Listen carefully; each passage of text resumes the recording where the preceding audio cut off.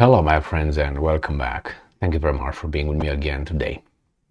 Even though I don't believe one word what this weasel that I'm going to feature in this video, coming from a certain kind of article, I don't believe a word this guy is saying. I will feel a little bit guilty if I don't share what he says because it might be true, and I don't want to, miss the opportunity.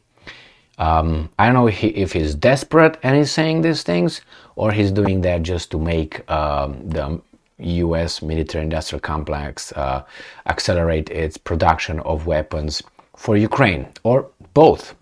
So let's see what's going on here. This article comes from Ukrainska Pravda, and I'm talking about Mr. John Kirby, this weasel right here. Russians may launch offensive on several fronts as weather improves, John Kirby said. This article comes from April 24th, 2023. The Russian invaders may start an offensive on several fronts as weather conditions in Ukraine improve. John Kirby, U.S. National Security Council Coordinator for Strategic Communications, in an interview with Voice of America. And I'm quoting, "We know." Okay, when I hear that, I'm so... Okay, anyway, we know that in the spring, when the weather improves, and it's already starting to improve, that we can expect the Russians to want to go on the offensive in some areas, and we don't know exactly where or how they'll do that. This is the same thing with the weapons of mass destruction. We know they have them, but we don't know where they're at. And hell you know them anyway. But we want to make sure that the Ukrainians are able to better defend themselves against that.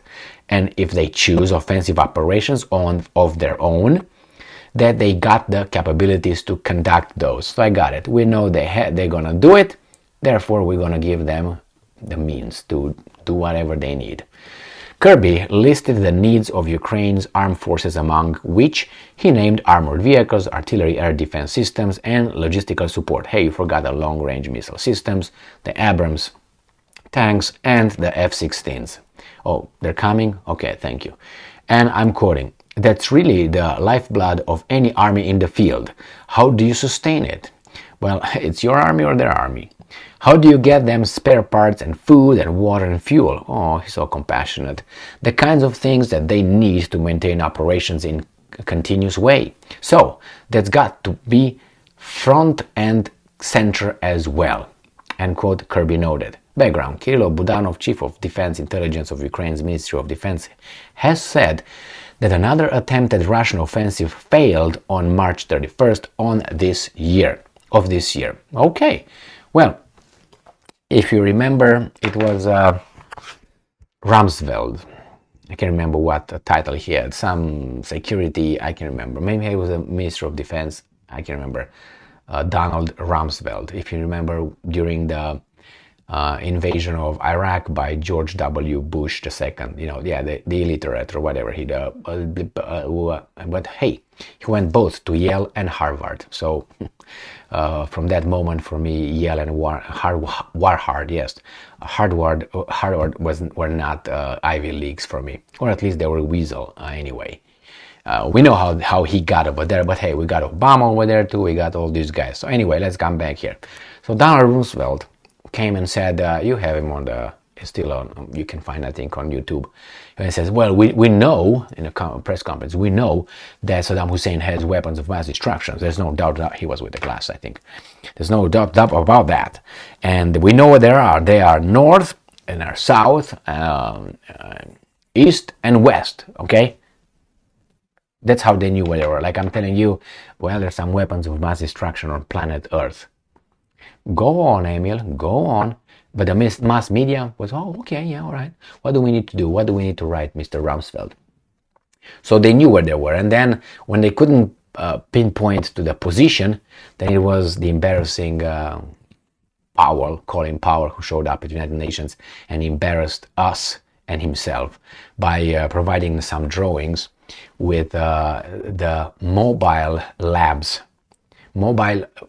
Supposedly Saddam Hussein's mobile biological labs that are moving around. That's why we can't find them, but we know they're over there. So what do we need to do? We need to invade, find them, and then show it to everybody and say, hey, see, And then what they do, they change the paradigm. They say, well, actually, yeah, we bombarded, we invaded, and now we brought democracy and freedom. We need to bring democracy and freedom. Okay, that's why we came here in the first place. Wait a second. Wait. Whoa, whoa, whoa.